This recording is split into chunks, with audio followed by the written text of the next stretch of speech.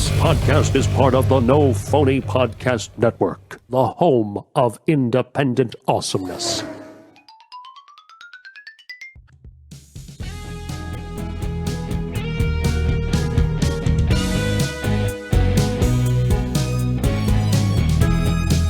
Doesn't everybody smoke the same weed? I mean, this is...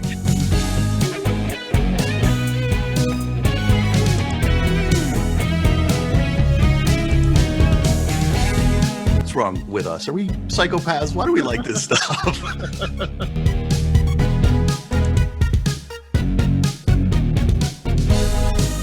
Absolutely, yeah.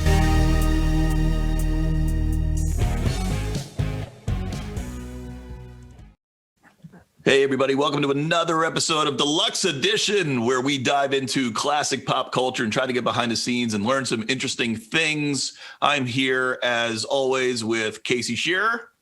Hello. What's up, man? And I'm Bill Sebald, and we're going to be talking today. This is a perfectly themed one because we're talking about something that's very Halloween-esque.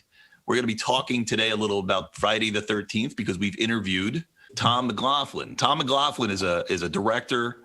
He's a little bit of everything. He's a Renaissance man. I think I called him that in the interview. He's a director of Friday the 13th, Jason Lives, one of my absolute favorite horror movies, and definitely my favorite one of the Friday the 13th franchise.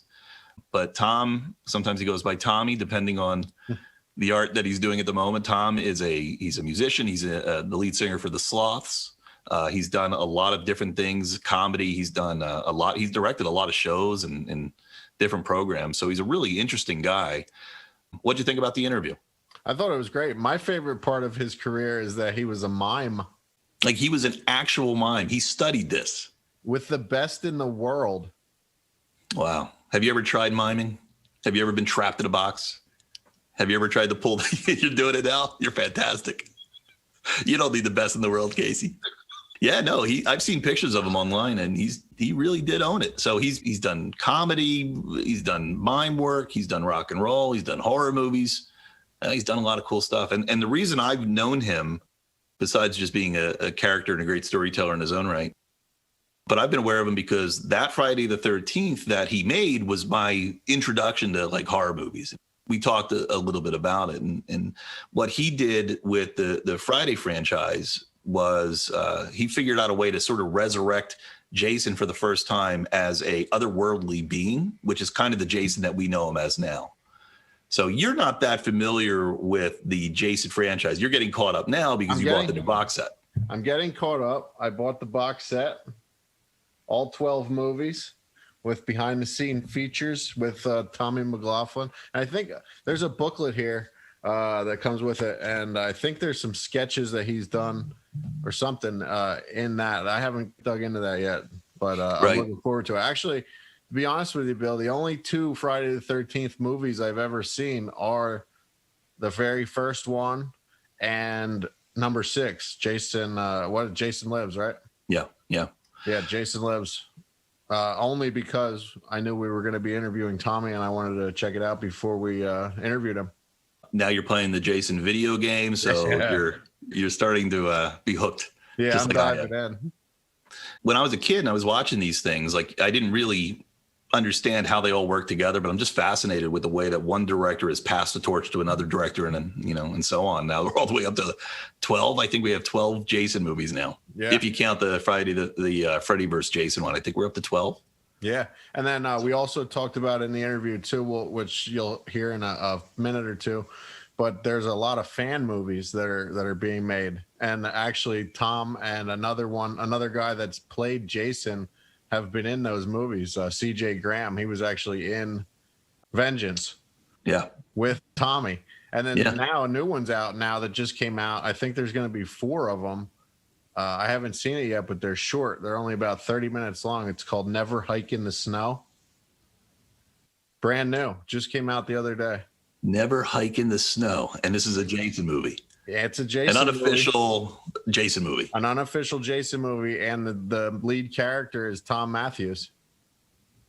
Really? Who played Tommy in Jason Lives, part 6? Yep. How about that? Yeah. So, I mean, I'm not sure what his character is in this movie. Like I said, I haven't had time to check it out yet, but it's on the list of after these 12 movies in the box set. I'll get to it. The fandom for this franchise is just getting bigger and bigger and bigger. And there's a lawsuit right now. The writer of the first Friday the 13th and Sean Cunningham, who is the director of the first Friday the 13th, and basically he's been the name that owns Friday the 13th. You know, when they decided in maybe it was the 2000s to kind of launch Friday the 13th, they did a version called Jason Goes to Hell. When you get to this one, you're going to be like, what the fuck is going on? Like, you totally have decided that the regular format of Jason is no longer any good. We're going to have to get really weird with it. So I'm not sure. I'm curious what you're going to think about that. But that was, I remember that was interesting because that was Cunningham's return to the franchise. He came and said, let's do something totally wacky, and just kind of fucked it all up. And then he just didn't see Jason until Freddy vs. Jason. And that was kind of it until the remake. So all that stuff towards the end, I'm not a big fan of, but everything from like 1 to 7 are so much fucking fun. And you actually watch Jason sort of go from being this human monster, like something real that you could see in the woods. You know, he was a messed up dude, kind of living alone in the woods. I don't know if he was sitting there eating bugs. I don't know how the fuck he survived. You know, maybe Jason knows how to fish. I don't know. But then, you know, finally it's like, we can't keep bringing this guy back to life. A normal human being can't just keep coming back to life. So Tom had the idea, well, he's been dead for a couple of years. Let's revive him.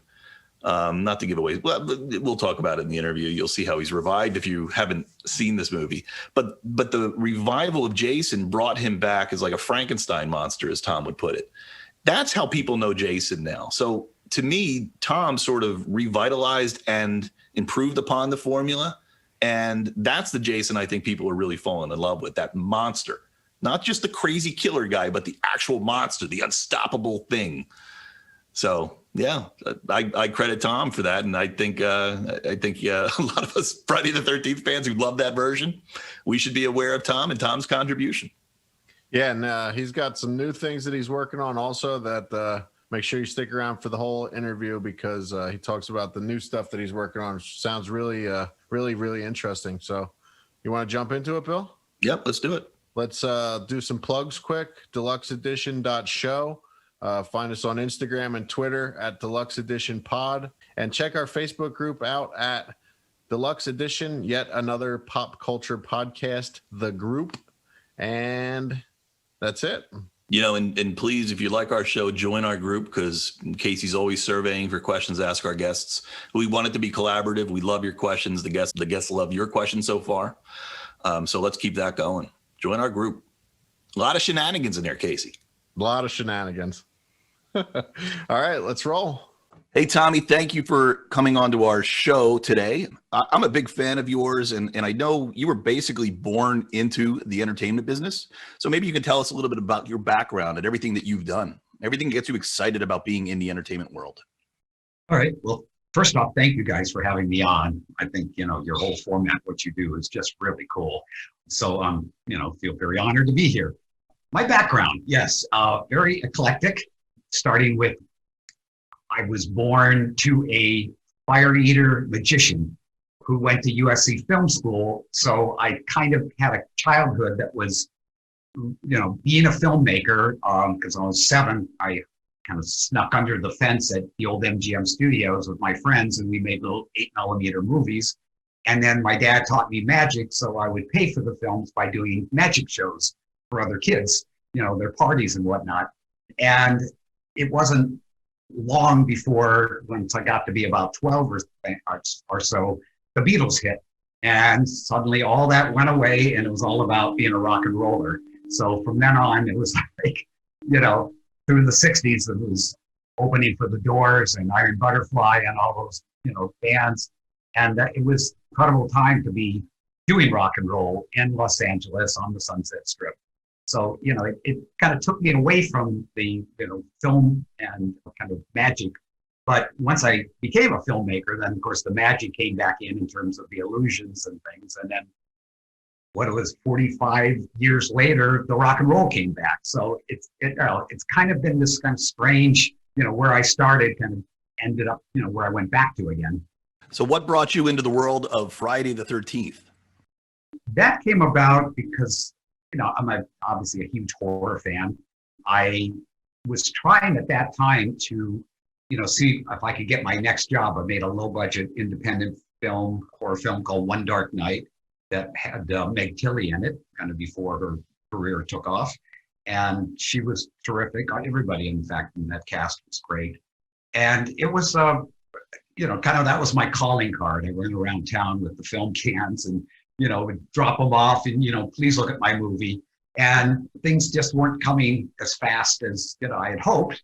And part of that was that we were kind of in that world of slasher movies. That's what, people were really looking to make. Give me a forest, give me some girls, give me a guy with something over his face and a knife, and you had a picture.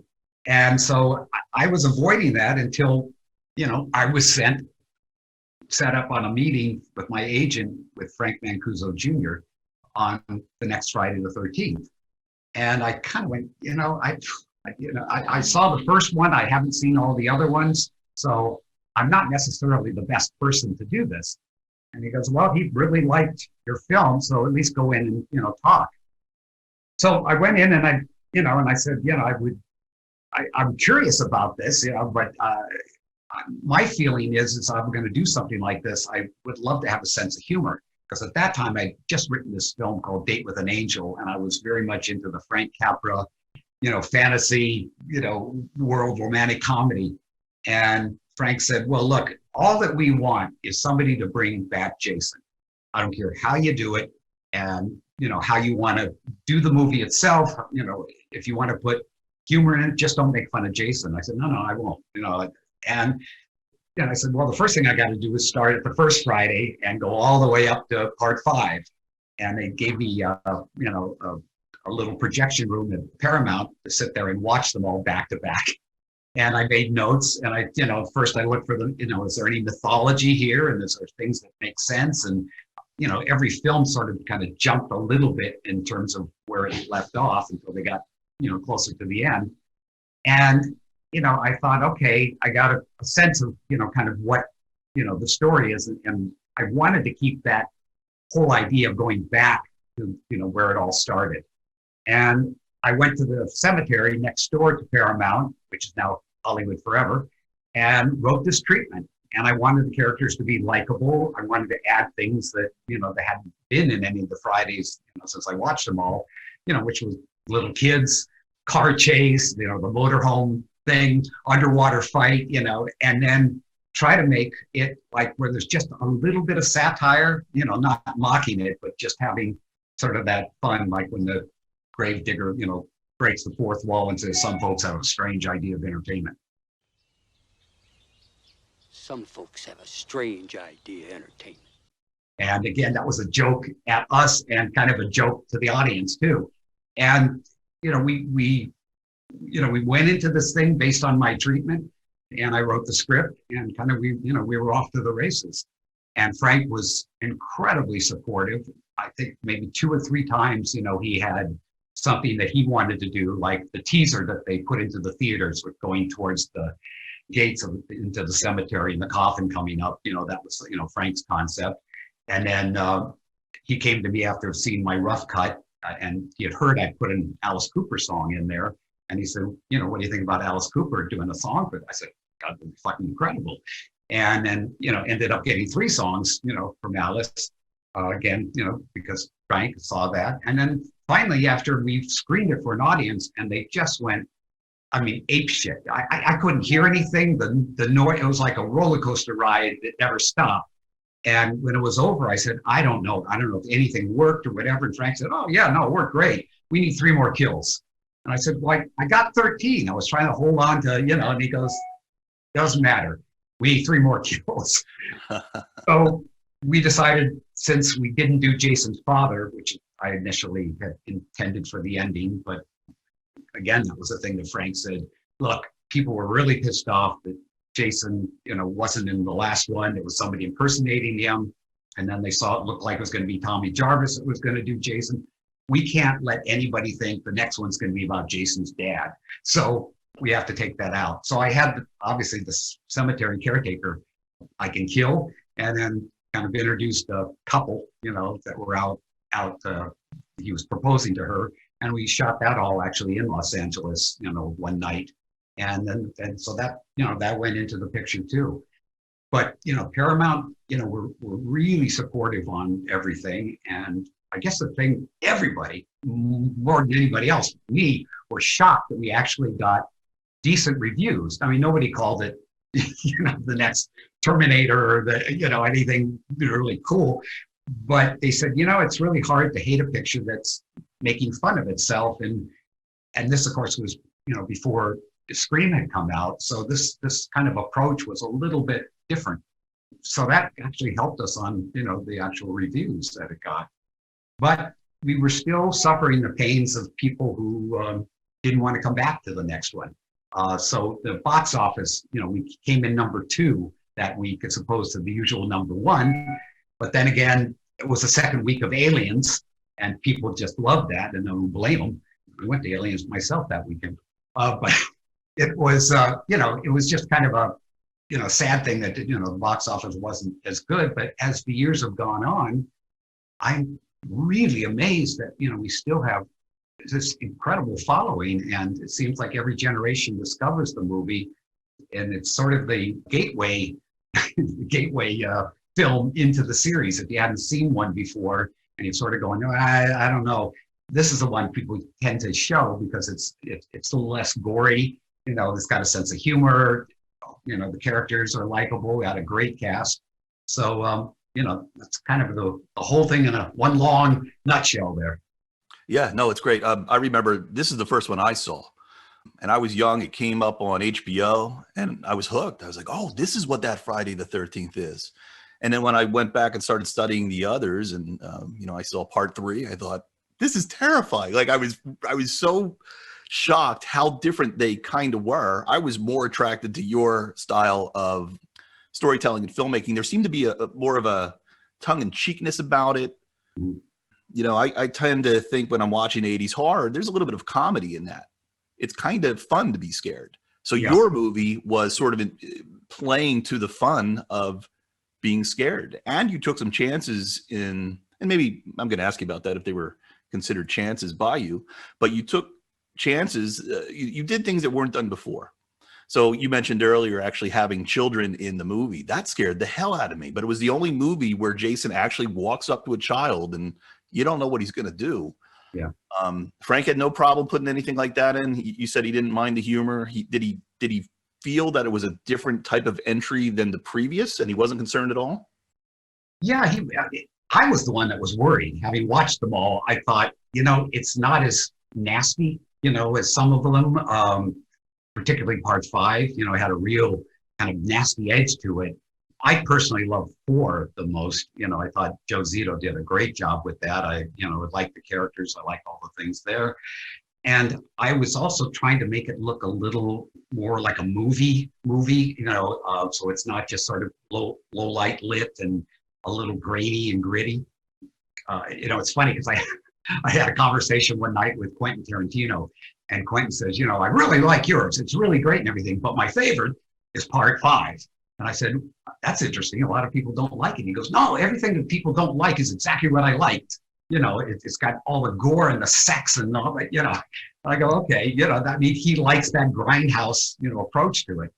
And I think Frank felt that I was going to, go, as I did with my first movie, a little more gothic horror, the lighting, the kind of, dark shadows. And, I really designed the movie so that if you took the color out, if you watched it in black and white, it would actually look really cool, because I was going for that, universal horror movie look that I loved, as a kid.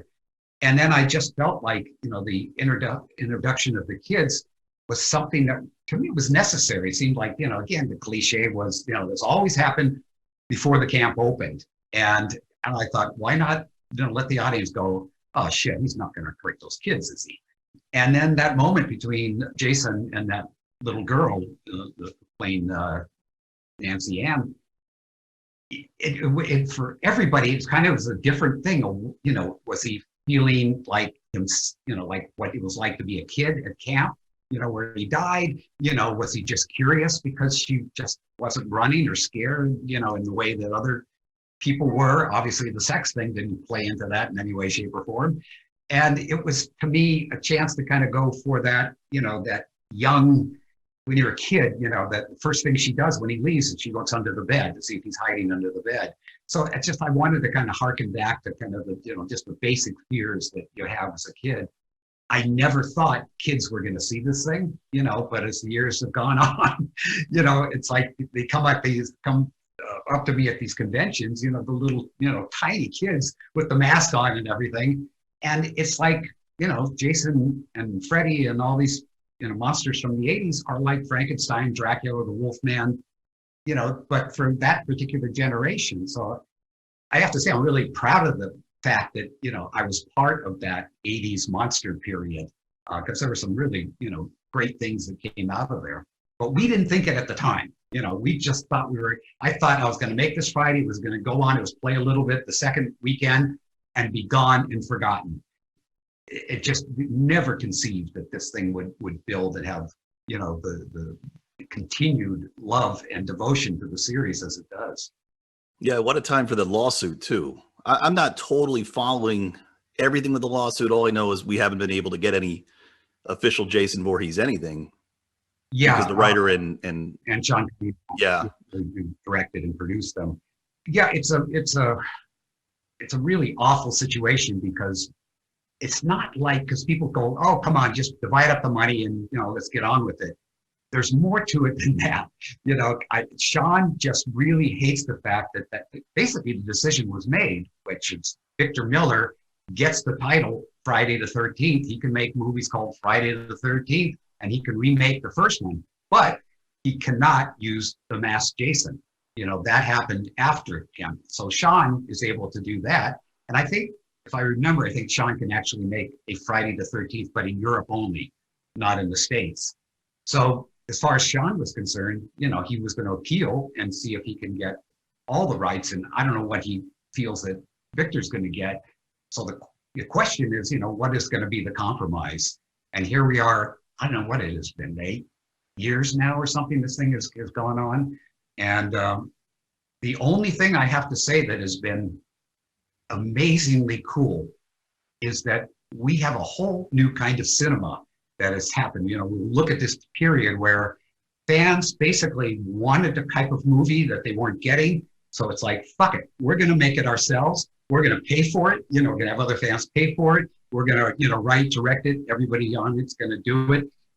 Do the different jobs. And, I was part of Vengeance, which was, great fun to do a scene with CJ Graham and myself. And, they asked me permission to use the Jason's dad thing. And I said, absolutely. I didn't use it, run with it. And, the trailers and some of the ones I've seen are really, really good. And, some not as much. But in general, they really are trying to make as professional a movie as they can. And it's a great calling card for people as directors, actors, anybody to be seen. Obviously, it's only going to be on the internet, but still, it was giving people a chance to see another Friday the 13th, see Jason doing things you hadn't seen him do before.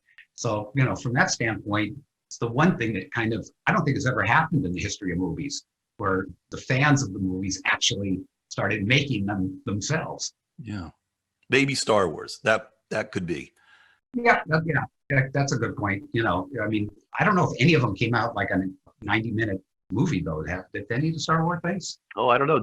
So Vengeance is a fan-made movie, which I've seen. I forgot you and CJ do cameo in it. Yeah, I didn't realize that was actually released as a movie that way. Yeah, and the one coming out is it on Friday the 13th or something? No, I think it's on Halloween, Voorhees. I haven't seen it yet, but I saw the trailer, and that's a full movie. Deborah Voorhees, who was in Part 5, she produced a movie with almost every cast member she could get a hold of playing parts, which is called Fanboy 13. And she just kind of danced around the Jason stuff, but still, is providing kind of a, horror movie with the cast from all the different Fridays in it. And so, again, whoever, does that and, gets money from fans to support it. And so at the credits at the end. There's a gazillion people that all get their name up there, which is great. Yeah, yeah. Maybe well, it must be legal to be able to take a character that you don't own and make these great movies. I mean, Vengeance was a lot of fun, but is it legal? Is it okay to just take the name? No? No. Because why they can get away with it is because at the moment, nobody owns it. Paramount let the licensing and stuff go to New World, and then New World and not New World, New Line and Warner Brothers, collaborated, and then they did the one that Michael Bay produced. So they're still like a kind of a ownership over there once the rights have been worked out between Sean and Victor. So in the meantime, these guys are getting away with this, and they basically have two ways kind of around it. The one to put disclaimers that this has nothing to do with the Friday the 13th series, nothing to do with Warner's, nor the New Line or Paramount stuff. And then any monies that they get goes towards making the movie. They're not paying themselves. And what's left over goes to, like in Vengeance, to the Children's Hospital. And so everybody's kind of has these places to donate the rest of the money. So it kind of puts them in a position where it's like, boy, you're going to take the money away from the Children's Hospital if you get upset. But, the game, Friday the Game, which was, really fun to be a part of too. As soon as those guys started making serious money, then suddenly Paramount came in and said, that's it. Because I was amazed that they were doing what they were doing in the beginning and why nobody was saying anything. But it's sort of like that's the rule in this business. They're going to sue or do something. Somebody's got to be making enough money to make it worthwhile to go after them, and with the way these films are, it's like these guys got no money. I mean, it's not like, go and take away their apartment, I mean, it's silly. So, they can kind of ride on this thing until obviously, Paramount comes in and they'll probably give people a cease and desist, or not Paramount, or New Line or Warner's. I think that's it. I mean, like a slap on the wrist. But the movies are out there, they're getting seen. They're going to do Vengeance 2 called Bloodline. They're having me and CJ, back again. And, I'm looking forward to it. That's great. Yeah. I mean, hopefully they see it as helping to keep the fandom alive, because it's what it's doing. Those fan movies are made by people that love this stuff. And that group of people that love, and you mentioned the game, that game was amazing. I know. I didn't know you were part of that, but that game, I would spend many, many hours, more than I should, playing that game. It was such a great, fun hide and go seek type of game. Yeah. But it makes me love Friday the 13th more because it's so much fun to be immersed in that world. And Kane Hodder, doing Jason in there, I mean, he was so violent. I mean, some of those kills, just you would never get away with that in a million years in a movie. You get triple X, for that kind of violence. And just some of the clever things. I love they brought Tom Matthews in and, had the Tommy Jarvis character in there. Yeah, my involvement was the Pamela Voorhees tapes. They came to me and said, we'd love you to write what happened when Pamela, talking to the police the night that her son disappeared. And so I kind of used that. And I guess they were like Easter eggs, you collected and bits of all the conversation and then could put the whole thing together. But it gave me a chance to reintroduce my version of what Jason's father is and have, Pamela talk about that. I don't want to spoil, if you haven't played the game and got to that level, what that information is. But it is something that, I felt, in terms of my mythology, what I wanted to say about Jason's father. Yeah, I had no idea you were part of those tapes. Those fucking tapes are so hard to find. I think I found 2, and that's about all I was able to find. So your version of Jason, I think, is a really important version because your version is really, I think, the one that most people kind of identify Jason as now. People see him as this monster, this otherworldly type of, you can't kill this thing. What is it? Because you brought him back to life, and you must have said, look, I can't bring this part 2, part 3, part 4 version back to life. Like it's too impossible for a regular person to keep on coming back to life for no reason. But bringing him back as this otherworldly kind of zombie, that's the Jason that I identify with and think of when I think of Jason. And you created that. Well, the the thing is, everybody says that, here was the point when he was real. And then, once Tom McLoughlin got in there, he's a zombie from now on. And I'm going, no, I never intended it, at least the term zombie. I mean, to me, zombie is what, George Romero, came up with. And they're, they eat, flesh, you can only kill them, by shooting them through the head. I purposely had a scene where the sheriff shoots Jason dead in the head and Jason's head goes back and then comes forward. You can't stop this guy. I was really thinking much more Frankenstein, because I, borrowed that device of the lightning bolt, and that's what, brought him back to life. And he is unfucking stoppable now. And he's a force to be reckoned with. And no matter what you do, he's going to just keep on coming. And to me, that was very different than what, I looked at what a zombie is. But I think just the fact that he's dead and he's still walking, it's still kind of, for a lot of people, falls into that category of zombie. But as I said, it was like, to me, a reanimated body that just had this, very limited desire to what, it was there to do. And in my Friday, I tried to have a little more of a story, in that Tommy has an agenda. He needs to see him down there. He's got a can of gasoline. He's going to, burn the body, and that'll be the end of it. And the mask he was going to burn as well. And then, of course, he fucks up, and, with the spear brings the lightning. And now Jason has an agenda. He's going to get Tommy. As far as he was concerned, he's nice and peaceful down there, 6 feet under. And so both of these guys have things that they have to play out. Jason kills anybody in his way, trying to find Tommy. Tommy's got to figure out some way, to not, be in jail for possibly killing these people to prove his point. So, as I said, it has a little more of a story structure, to it, with the kind of the flip, having the girl be the one that ultimately, ends him there, supposedly. But again, I just wanted to get him down back in the lake where all this first started, and kind of tie in that mythology of, that's what you do. If you move the headstones in Poltergeist and you don't move the bodies, it, shit happens. So it's part of that whole thing about you've got to give the dead, their time to rest. Yeah. So did anybody say, did you have to run the ending by anybody? Did Frank say, well, that ending, we need an ending where we can start reasonably, start the next movie with some control? Or do they say, go ahead and make whatever ending you want, in the next movie we'll figure out our own way to revive them? Is it thought through that much?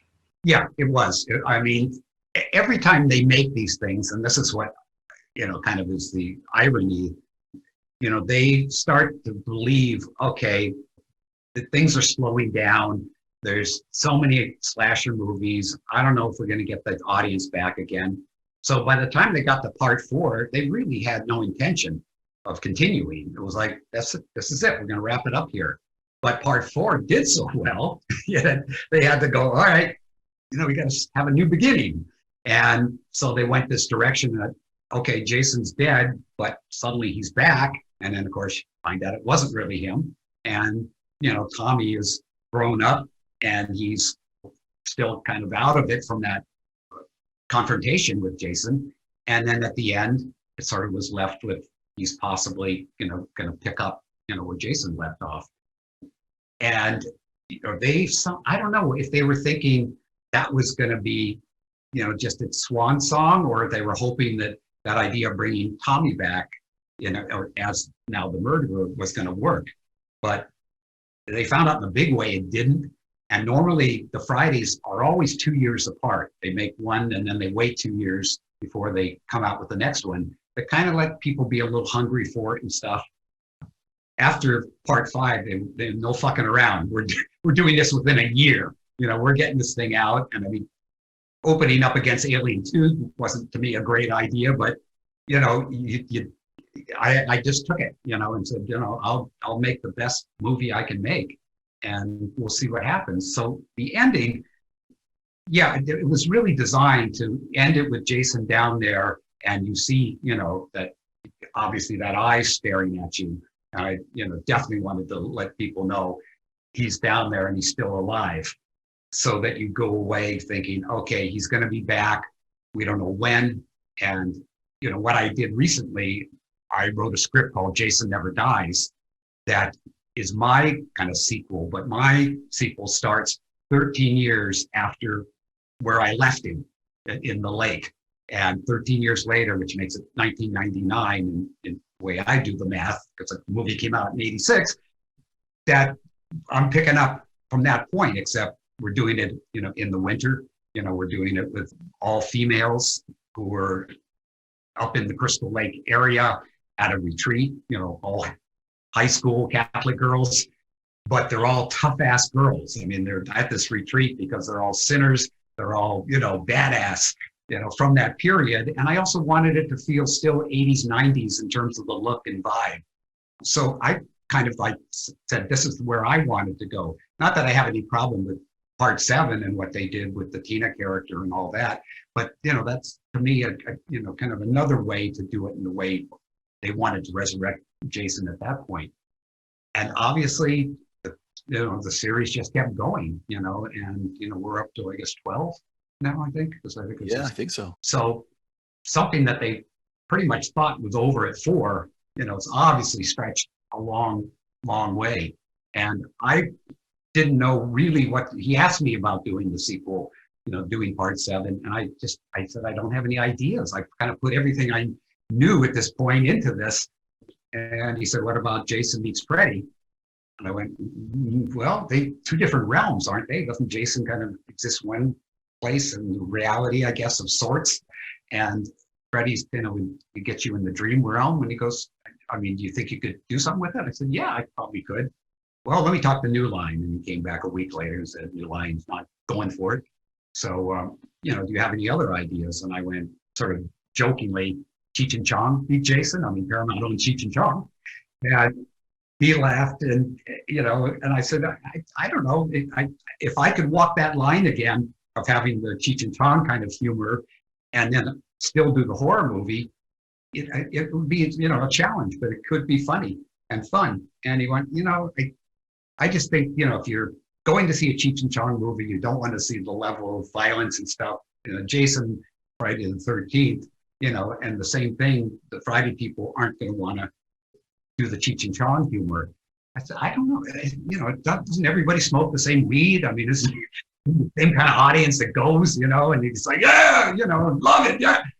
I don't, you know, but he felt that wasn't the right time for that kind of merge. So, you know, I went off and did other things for 33 years and then finally came up with an idea where there's a lot of different things that are in Jason Never Dies. I've revealed some of the stuff just recently.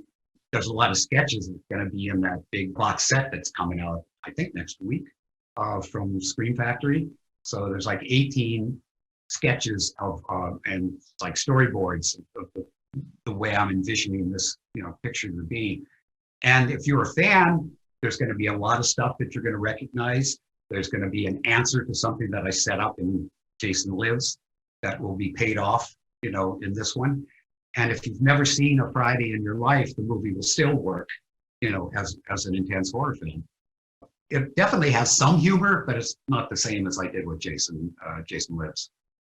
I think it's a great idea. I would love to see it. I think the franchise needs a bit of a retcon. I think it went a little south in most people's minds. I mean, the New York one was like, oof. And then he went to space. It's like, well, that's jumping the shark. Might have done it in New York as they initially planned, what Rob hadn't wanted to do. It might have been a different story, but I think the fact that it ended up being on the boat, you know, 3/4 of the time, which again is a kind of a good claustrophobic thing. Where are you going to go? But people were being teased with the idea he's going to go to Manhattan and he's going to kick ass in New York.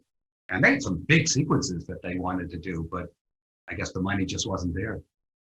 Yeah, I heard they shot it in Vancouver because they couldn't afford to do at least a lot of shots in New York City.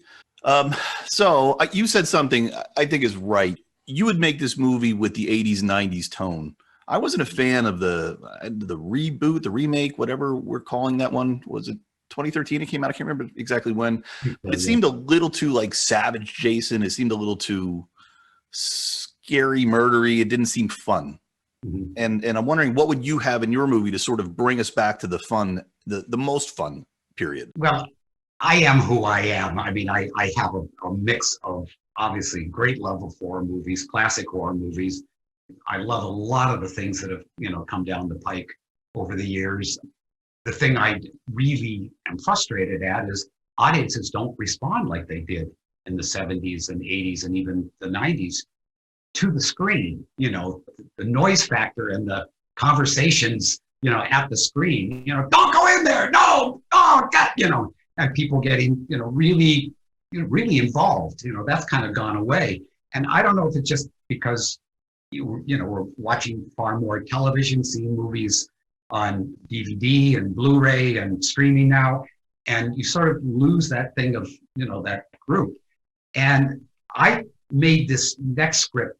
There is a lot of that same fun and intent in terms of trying to get the audience to react, having sequences that, as I wrote it, I tried to the whole time envision I'm sitting in the theater and I'm watching this, and would I have a great time with this? To me, horror should be, a fun time. It's fun to get scared. At the end of it, you walk away going, that was great. I want to see this again. As opposed to leaving it on like a note that just, it's okay. It's really hard to get a great ending on any kind of horror movie. I tried to give this one an incredible beginning, probably one of the most elaborate openings for a Friday the 13th ever in terms of what happens and what you see. Not something you could do with a fan film in any way, shape, or form. It's way, way too big. But still within the realm of what, Friday should be. And I tried to give the ending that same kind of sense of, okay, this is over for now. We kind of enjoyed what just happened. And, now let's wait for the next one, And in the middle, trying to make, again, the characters you care about. They're completely different character types than in Jason Lives, but there's still that kind of dark humor, between these girls. And, we have an antagonist before Jason actually makes his appearance of this nun who's like the nun from hell. I was raised Catholic, so I've got all kinds of memories of nuns tormenting me. But, I wanted to really kind of, again, have the story have a different kind of a fear factor in the beginning. Us really enjoying what these girls do, particularly what they do to the nun. And then Jason arrives, and then, of course, it's just like pandemonium, and moments happen that I think that in a horror movie, people forget that when you're hiding, the things that can happen, and, I just tried to put a little more, I guess it's just a sort of, horror entertainment as opposed to like torture porn or some of the other ones that you were just making it as intense as possible. I just didn't find that as much fun as some of the movies that just, kind of harken back to the old days. It Follows, I had a great time with. I thought that was a fresh idea, and they made it very much like a John Carpenter movie with the use of the camera and stuff. And I thought that was great because it really felt like, the old times again. But it was, a new premise. Yeah. Let's talk about character design for a minute. So since this is the first time that Jason came back as, this new version, fans always want to see what Jason looks like under the mask. Yours was hard to see, and I always remember being kind of like, did it still have the proper axe wound here and here? And now that I'm able to sort of see it a little bit closer with Photoshop, bring up the shadows, you really did pay attention to the old the past looks of Jason. Yeah. When you went to pick the mask, did you want to do something a little bit different? Because I think 3 and 4 were very similar. Mm-hmm. 5 was different because it was a different Jason. They had the different colored chevrons, and yours was a little different too. Did you design it to be a little bit different, or did you design it maybe to look better on CJ when he was running around? How did you come up with that design?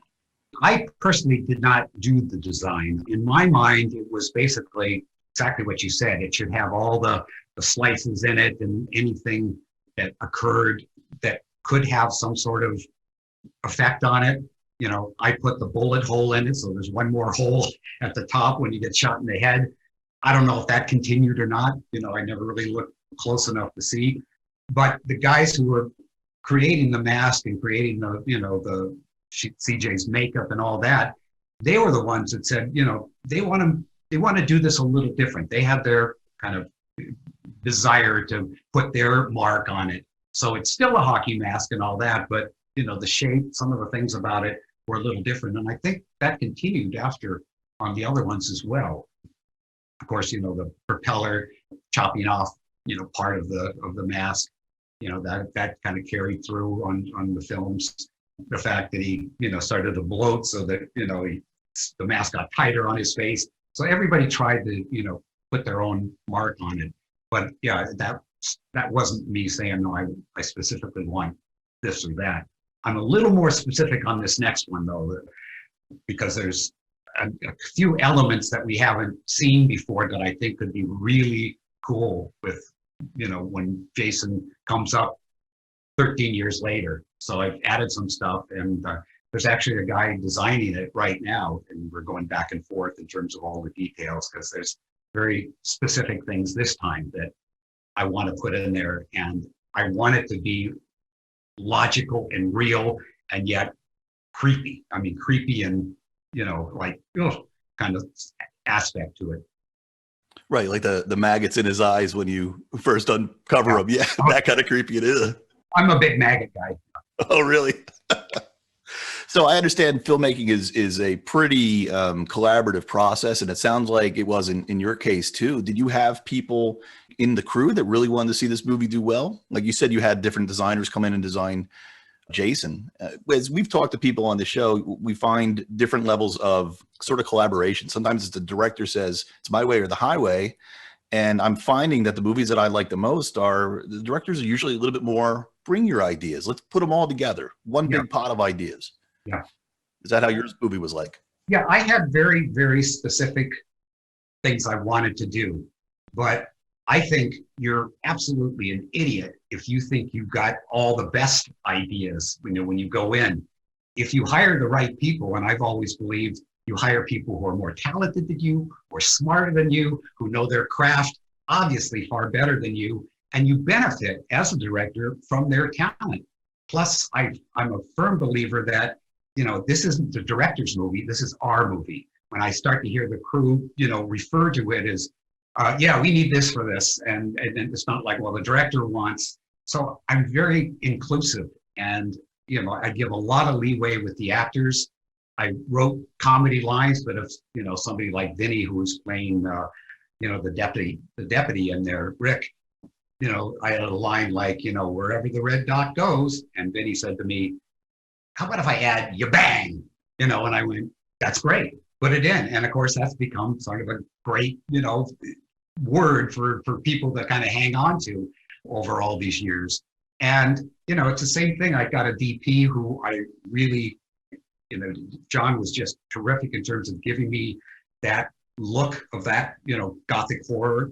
And then, he had these other little touches that, he as a camera person really understood far beyond me, and brought in old school lighting. We had the big arc lights that were lighting the forest, which gave it, again, a little more of a theatrical feeling to it. But you got to remember that there really wasn't, like in the crews and stuff, a fandom yet, with these things. It was a job. It was, a Friday. We were hiding, in Georgia, shooting under the name Aladdin Sane, because Frank always put a David Bowie name for every production. And, it was like just, trying to hide from the unions and things, which why they, went other places and shot, in other states. And so the crew was looking, I had a great crew, and we really had a lot of fun, especially for a movie that was shooting all nights. And to me, it was about trying to, look, we don't know how the movie's going to come out. I'm hoping for the best. I'm trying to put everything I know into it, but let's at least enjoy the process. So of all the 42 films that I've made at this point, that was the one that was the most fun. It really, we just, the kills, all that stuff, were like, yeah, we were enjoying it, but we had no idea if anybody else would. Yeah, I love the MO to work with people that are better than you and, more creative. That's why Casey has me here. So totally get it. Was there anything in the script that you changed from the final product? Were you maybe going a different direction at any point? Not really. I always tell people, because I'm not plugging my book, but Joe Madre did a book on me called A Strange Idea of Entertainment, Conversations with Tom McLoughlin. And in there, it goes from birth all the way up to when I started teaching at Chapman University and working with new, young, up-and-coming filmmakers, still doing the rock and roll career, still writing scripts and stuff. But it kind of, that's kind of where I was like, okay, now I'm passing it on. And in that book, Joe came up with this idea of putting my treatment in the very back. So at the end of the book, you get the full treatment for Jason Lives. At that time, it was called Jason Has Risen. And there was a feeling from, I don't know if it was from Frank or somebody, some other executive, that it sounds a little too much like Jesus Has Risen and it might piss off these people. And so, come up with a different title. So, Jason Lives is what came up with. And as far as the tone of it and kind of the sequences, everything is pretty much exactly, if you read the treatment, as is, except Jason's dad at the end, which we had to remove. And the one other thing that I myself took out from that was in the treatment is that when Jason got the utility belt from the, macho paintballer guy, in the original treatment, these guys were not playing paintball, they were hunters out there. And Jason got this guy who had all his shit there, on that belt. And he also had an Uzi strap across him. So when, he's doing his pissed off, whacking away with the machete, and Jason grabs the machete and tears his arm off, the next time we see Jason, we see he's got this guy's belt with the darts, he's got the machete, and he's got an Uzi strapped across him. So in the motorhome sequence, when he comes out of that bathroom, he comes out blasting. So that whole thing was going to get shot up. Both black actors are going to get riddled with bullets, and then the thing was going to crash. And I went, that ain't right. It's like Jason is like a, it's like when they invented the A-bomb. It's not fair. I mean, it's like fight, go out there, man on man, do it. And I felt like that's what Jason does. All the kills are extreme. Nobody can turn a head and pull it off or punch out a heart. And I tried to come up with stuff that was unimitatable, but this whole thing of, shooting, it just to me didn't seem right. So I took that out and somehow came up with, I thought, to me, one of the better kills with is taking Darcy's face and pushing it into the side of the motorhome and, her face coming out on there. So, it's when you lose something, usually something that replaces it is better. What's wrong with us? Are we psychopaths? Why do we like this stuff? I don't know. I think we don't worry about death or something. I don't know. We just kind of look at it as entertainment. It's the way of thumbing the nose at the Grim Reaper. Yeah, maybe it is. But you said, what are your favorite kills? I'm like, yeah, that is a great kill. And I'm like, oh, that's not something I should really be saying out loud. One of the things I remember seeing in an interview with you, the scene out in the final scene, I don't want to spoil it for anybody, but there's a Great Lake scene and how it ends. And no, I'm going to spoil it for people anyway, because I can't ask the question without kind of doing it. So Tommy's on the boat, Jason's in the water, which is the most frightening thing because I was already scared of Jaws. And now we have another Jaws type creature that can seemingly, pop up anywhere. That whole scene, which is just big and scary to me, was filmed in your parents' pool. No, not exactly. Oh. It was actually filmed in 3 locations. One on the actual lake, when Jason goes out there and Tommy's out in the boat, in the distance.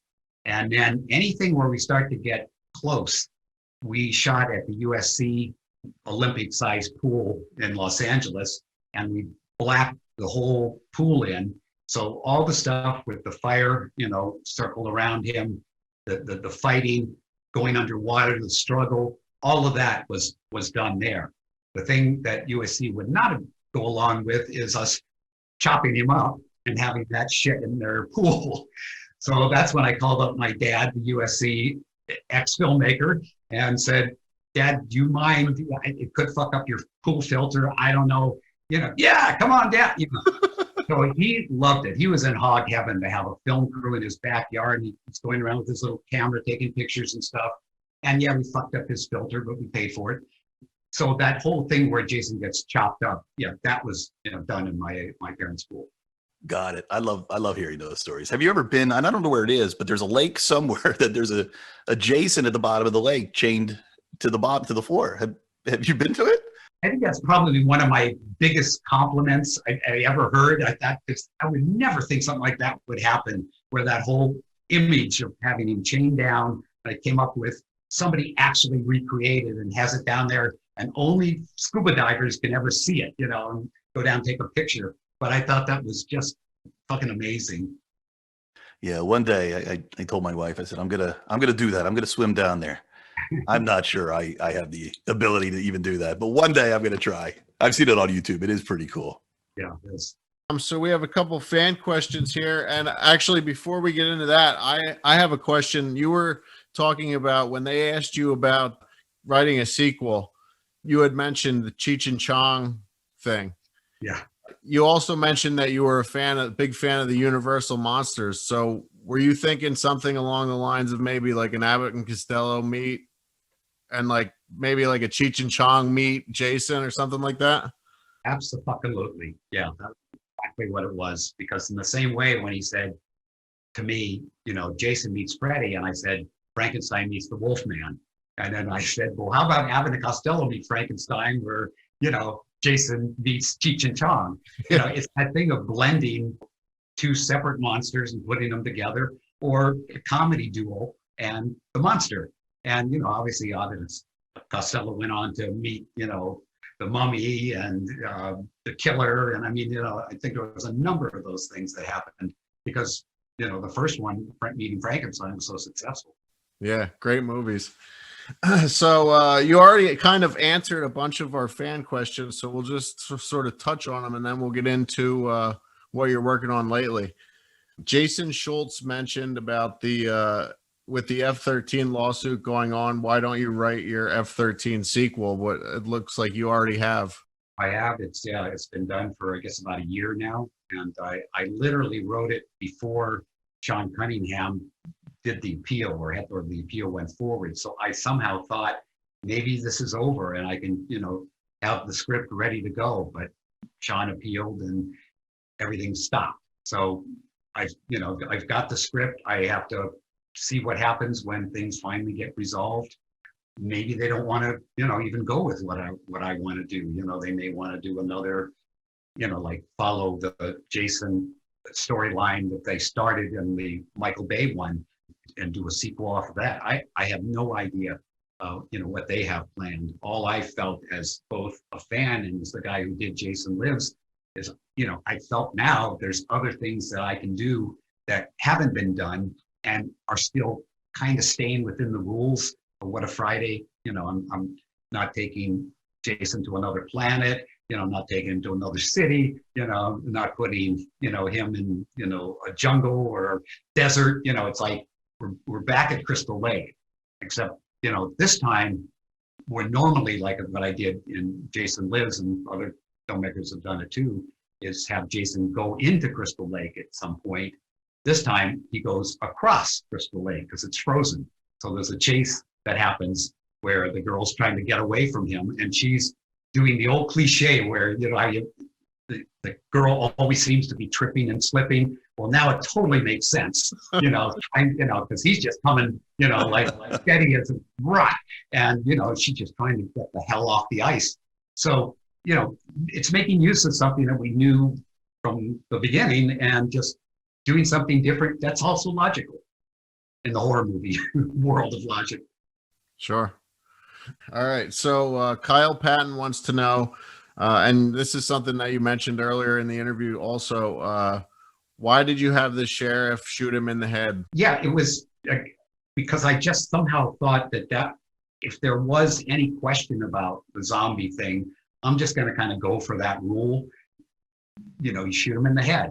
Obviously, I was aware of Night of the Living Dead and all that, and he could have been looked at as a zombie, but as I said, I didn't call him that. And I sort of thought, okay, if somebody was thinking that in any way, shape, or form, this was the moment to kind of, say, nope, that didn't work.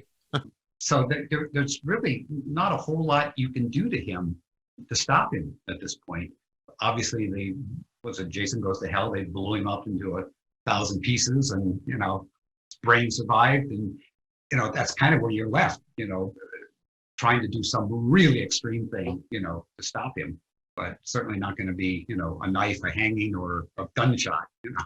All right, so we have another one here from Kenny Regal. He wants to know, what brand or type of machete did Jason use in your movie? I just said to the prop department, get me the biggest, the shiniest one you can get me, you know, because then that moment when the little girl picks it up and, you know, it's all bloody and it almost looks bigger than life, because that's what Paula thinks. It's like, oh, you know, these guys put fake blood on here and they're trying to scare us, you know, so that it looked a little extreme.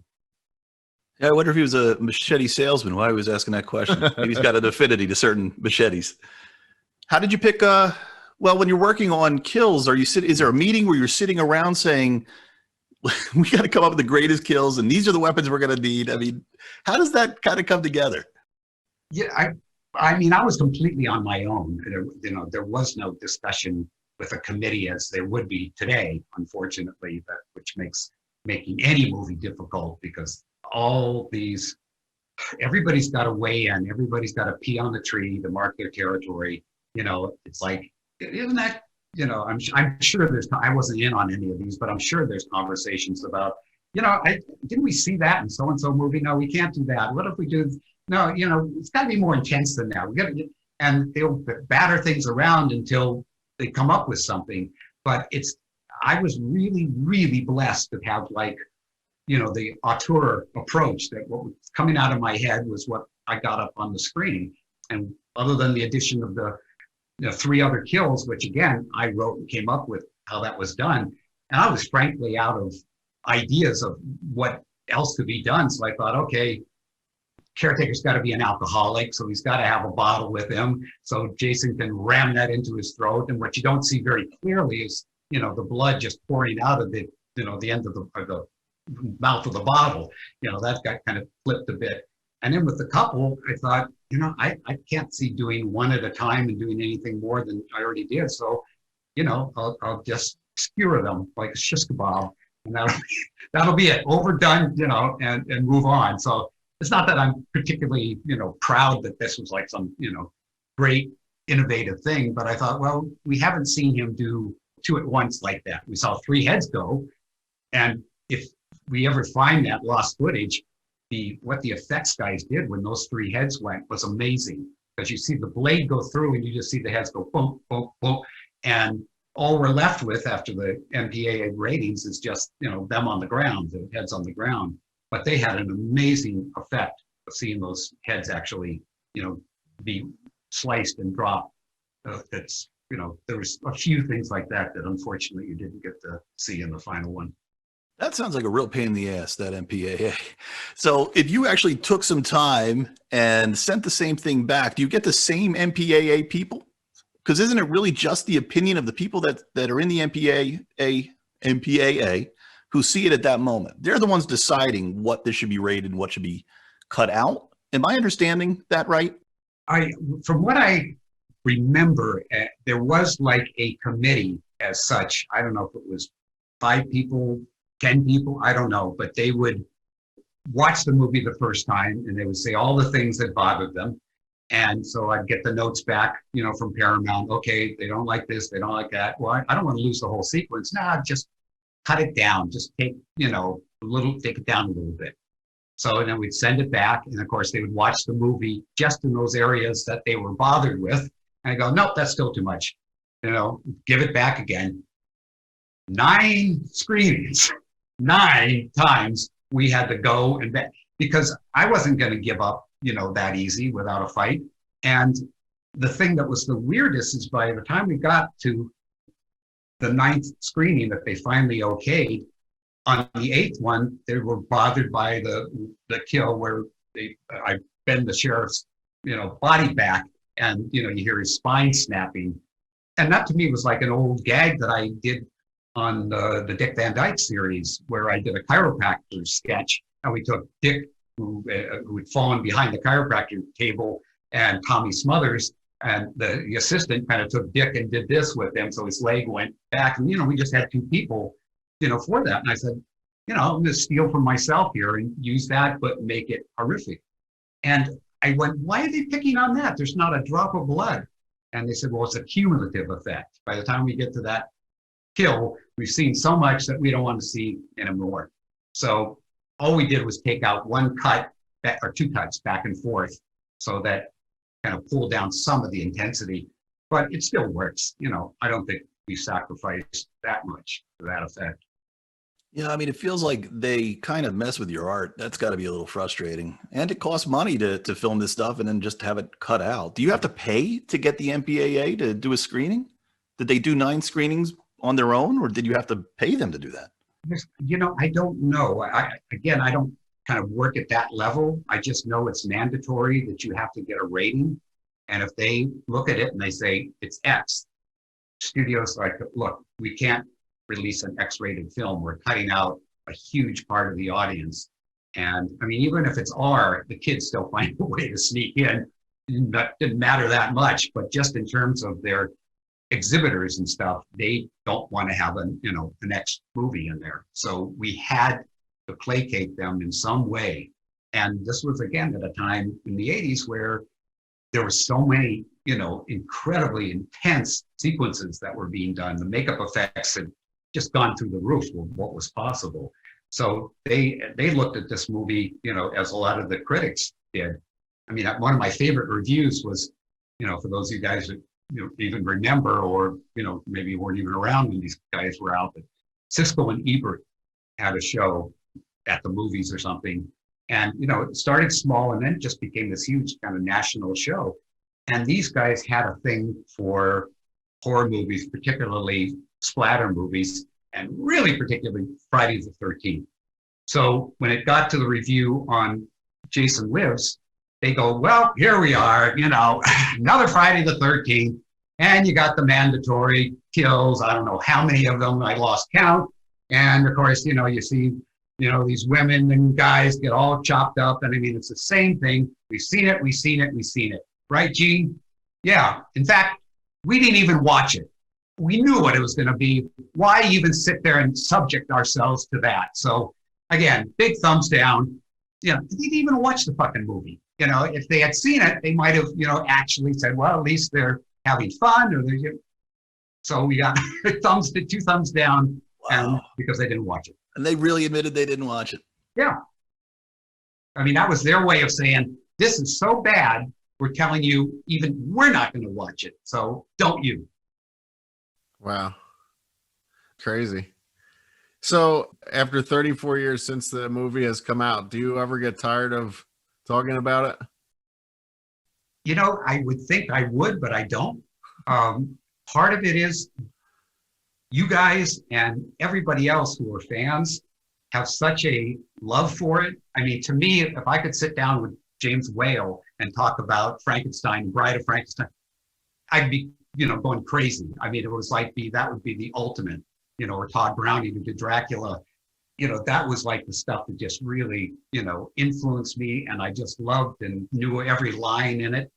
And I just think if you're a fan of this and you can sit there and quote back, things from the movie and stuff, I go, what am I going to say about that other than that's a huge compliment, and I love to continue to talk about it. If there's anything more I can say, the big box set that's coming out from Shout Factory in a week or two, I've got 3 commentaries on, Jason Lives, because 3 times I did it again. So you can hear all 3 of those, and you can hear CJ talk about playing Jason, and you can, hear the editor talk about editing.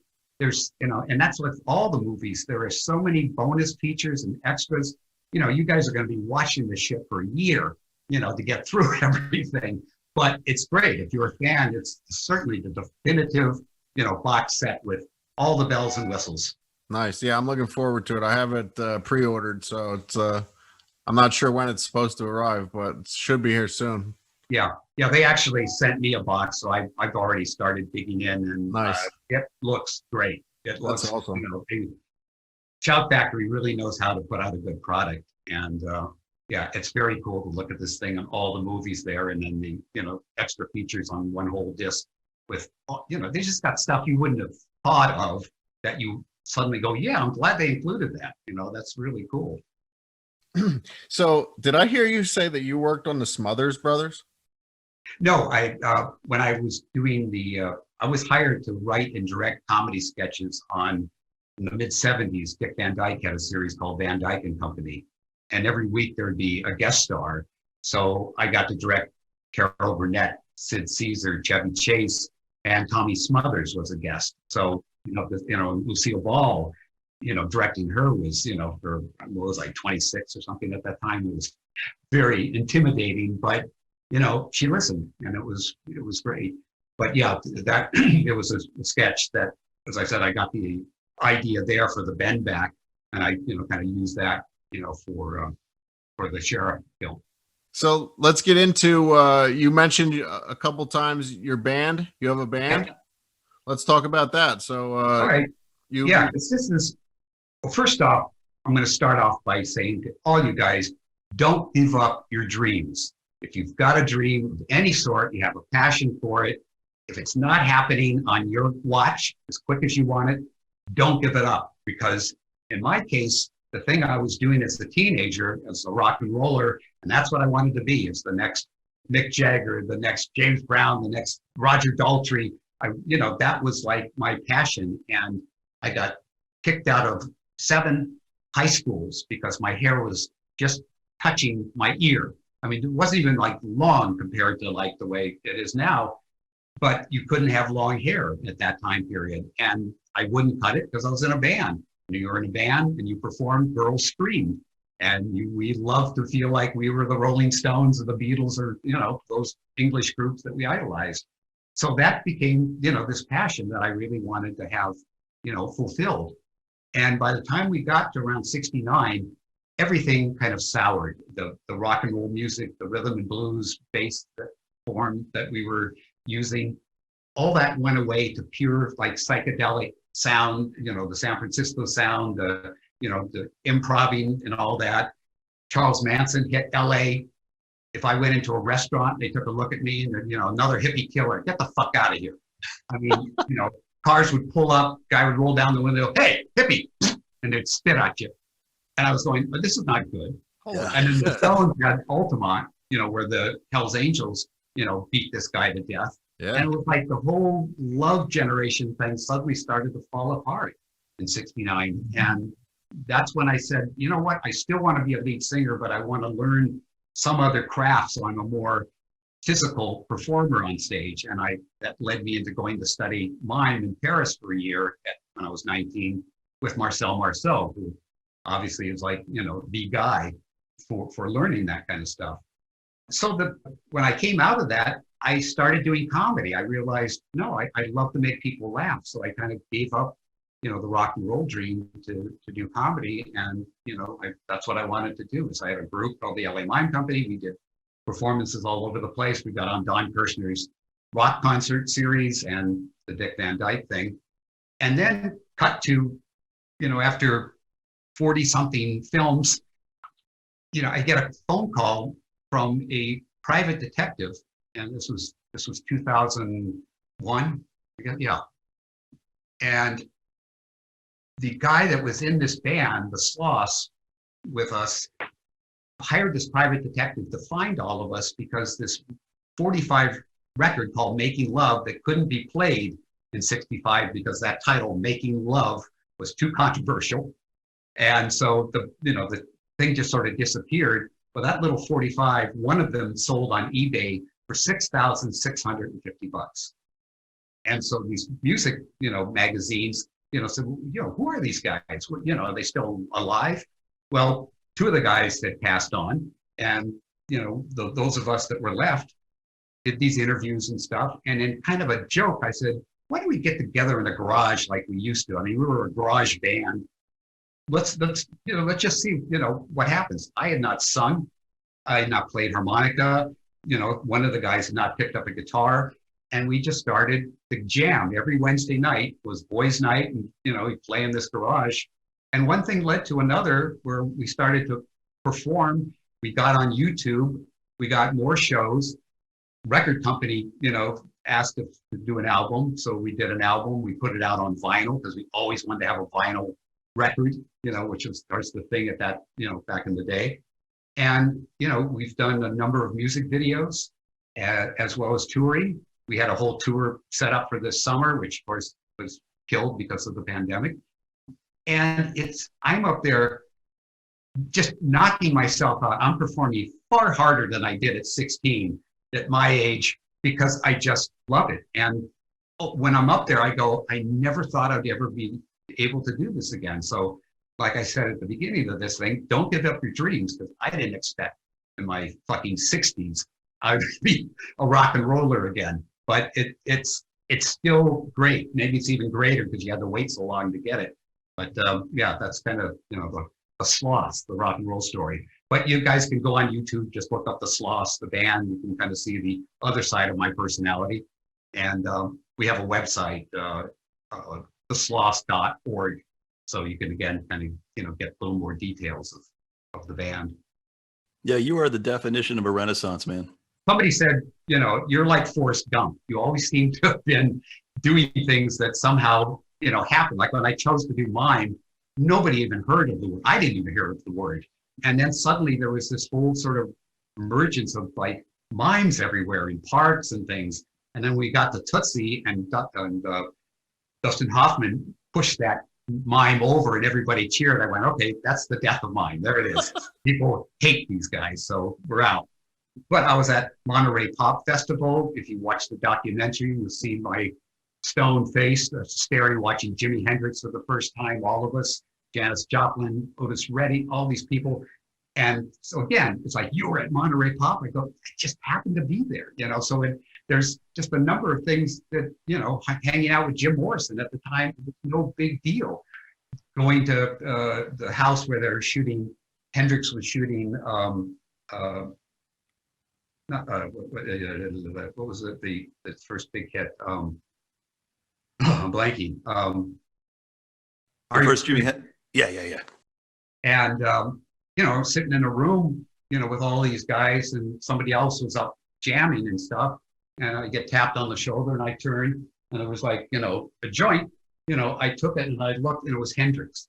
Hendrix handed me this thing. And of course I sat there going, do I keep it? The guy next to me is like, hey, come on, pass it. And it was just, again, one of those moments where it's like, holy shit, you smoke dope with Hendrix? I said, well, I technically didn't, because I was in so awe that he handed it to me. I didn't. But there's been just all these kind of weird things that keep kind of, happening as the years go on, that I go, well, this is sort of my life. The roads just keep kind of going off in different directions. That's incredible. That's Tom, awesome. thank you so much for your time today. We could probably do a second show. I could come up with a million more questions for you, but I'll let you go. Maybe before we leave, you could recap some of the things that you want our audience to know about, the things that you're working on. All right. Well, obviously the Jason Never Dies script, I would love everybody's support if it gets down to that point where I need, somehow, the fans to rise up and say something. We want to see this movie. I don't know if it'll ever get to that point, but would certainly love that. I'm writing a new horror script, which I'm very excited about, because it isn't caught up in some rights or whatever. It's totally mine.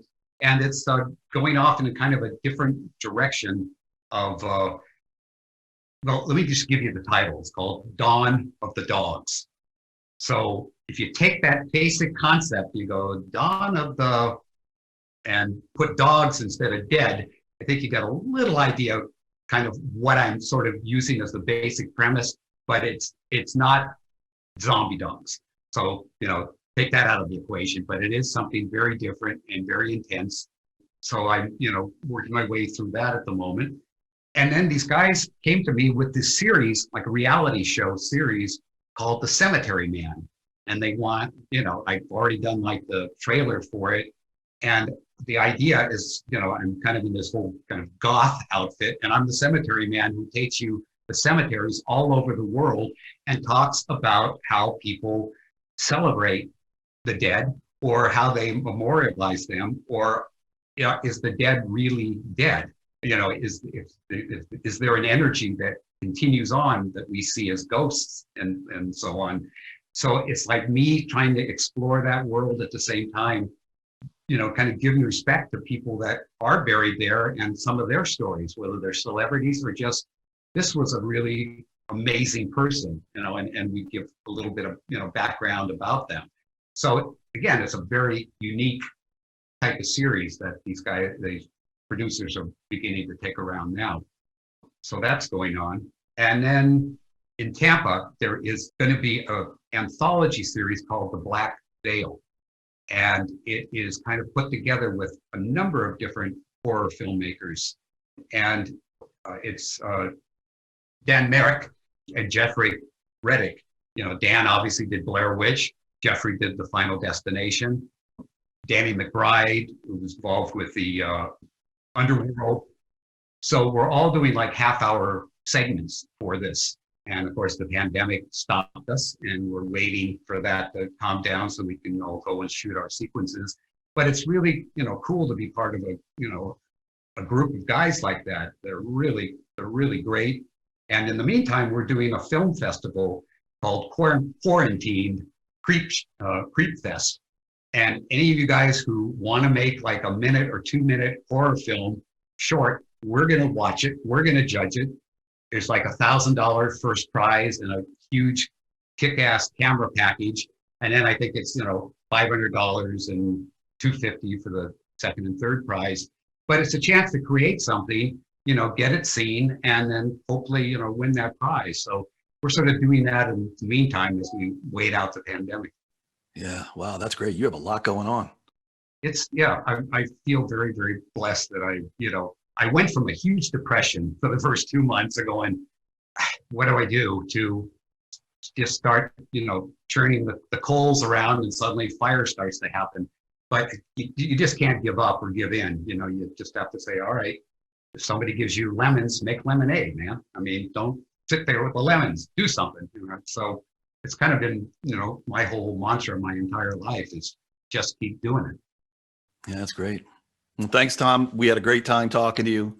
It's an honor to talk to you. You definitely left a pretty big mark on me. So it was great to finally meet you. And thanks again.